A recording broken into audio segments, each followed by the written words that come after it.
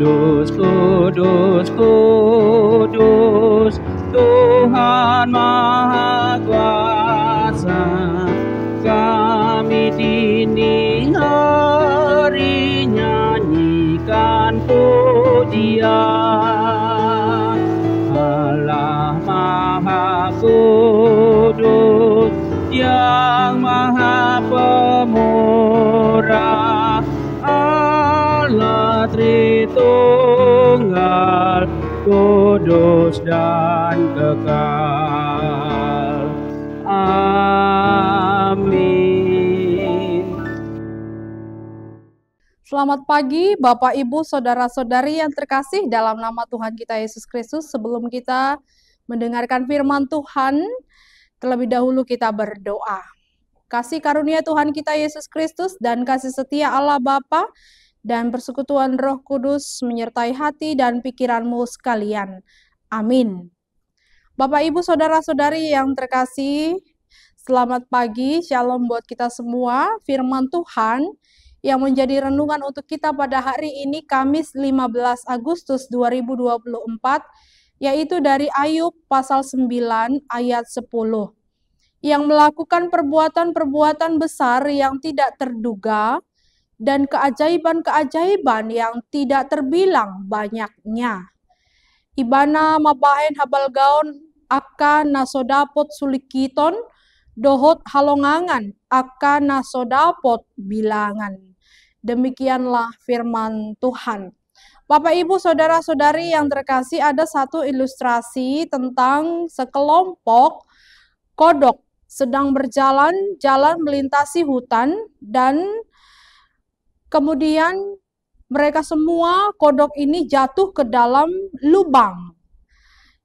Dan melihat lubang itu, mereka berusaha untuk menyelamatkan diri. Mereka melompat berusaha, mereka merasa sanggup untuk bisa naik sampai ke atas dan lepas dari lubang itu. Akan tetapi tidak dapat terjadi, dan bahkan beberapa kodok mengatakan kepada yang masih berusaha, "Sudahlah, berhentilah, menyerahlah. Nanti juga jadi mati," katanya. "Kita tidak akan mampu sampai ke atas sana." Ada satu kodok yang mendengarkan perkataan teman-temannya. Dia menyerah, dia terjatuh, dan akhirnya dia mati. Tapi ada satu kodok yang tetap melanjutkan untuk terus melompat sedapat mungkin. Dia berusaha melompat dan semakin tinggi, dan akhirnya dia berhasil sampai di atas. Lalu dia melihat teman-temannya bersorak-sorak. "Apakah engkau tidak mendengarkan teriakan kami?" katanya. Tetapi kodok itu ternyata tidak dapat mendengar apa yang dikatakan oleh teman-temannya. Bapak Ibu Saudara-saudari yang terkasih, apa yang bisa kita lihat dari ilustrasi tersebut? Kekuatan seseorang untuk hidup dan bertahan, berjuang dalam kehidupannya sering dipengaruhi perkataan orang lain. Kekuatan kata-kata yang baik memotivasi, dapat memberikan seseorang yang sedang jatuh dapat bangkit kembali dan menjalani hari-harinya dengan penuh sukacita. Tetapi kata-kata yang mematahkan semangat, kata-kata yang buruk diberikan kepada orang yang sedang jatuh, itu dapat membunuh mereka. Oleh karena itu, hati-hati dengan apa yang kita ucapkan. Dan apa hubungannya dengan nats kita pada hari ini? Ayub mengalami keterpurukan, tetapi tidak mendapatkan kekuatan, semangat, spirit, motivasi dari orang-orang terdekatnya. Bahkan istrinya mengatakan untuk mengutuk Tuhan Allah yang mendatangkan malapetaka dalam kehidupannya. Tapi Ayub masih dapat bertahan. Kita sudah terima yang manis dari Tuhan, mengapa kita tidak terima yang pahit? Tapi sahabat-sahabatnya pun demikian. Karena mereka berpikir bahwa ketika orang hidup saleh, ia akan diberkati Allah. Tidak mungkin terjadi malapetaka dalam kehidupan seseorang kalau dia bukanlah karena melakukan dosa. Bapak, Ibu, saudara-saudari yang terkasih, dari setiap perkataan sahabat-sahabatnya seakan mendesak Ayub untuk bertobat, mengakui segala dosa yang dia perbuat kepada Tuhan. Ayub sesungguhnya diberkati Tuhan. Dia kaya, dia diberkati dengan anak-anak. Ladangnya, ternaknya berlimpah ruah diberkati Tuhan. Ayub dekat dengan Tuhan, dia hidup saleh. Akan tetapi satu ketika dalam satu malam terjadi malapetaka, menimpa anak-anaknya mati dan semua ladang ternaknya. Malapetaka tersebut dilihat oleh sahabat-sahabat Ayub bahwa Ayub sudah melakukan dosa di hadapan Allah. Sahabat-sahabatnya mencoba untuk membuat Ayub berpikir, untuk mengakui apa yang sudah dia lakukan kepada Tuhan. Bukanlah justru malah memberikan semangat atau motivasi untuk tetap kuat bertahan dalam kehidupan ini dan tetap memuji dan mengucap syukur kepada Tuhan.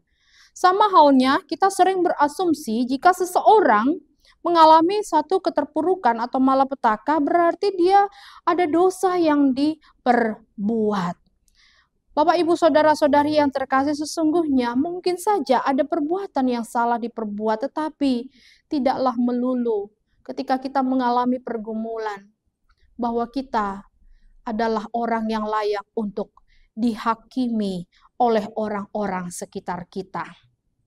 Inilah yang dialami oleh Ayub dari sahabat-sahabatnya yang salah menilai Ayub dan salah menilai Tuhan itu.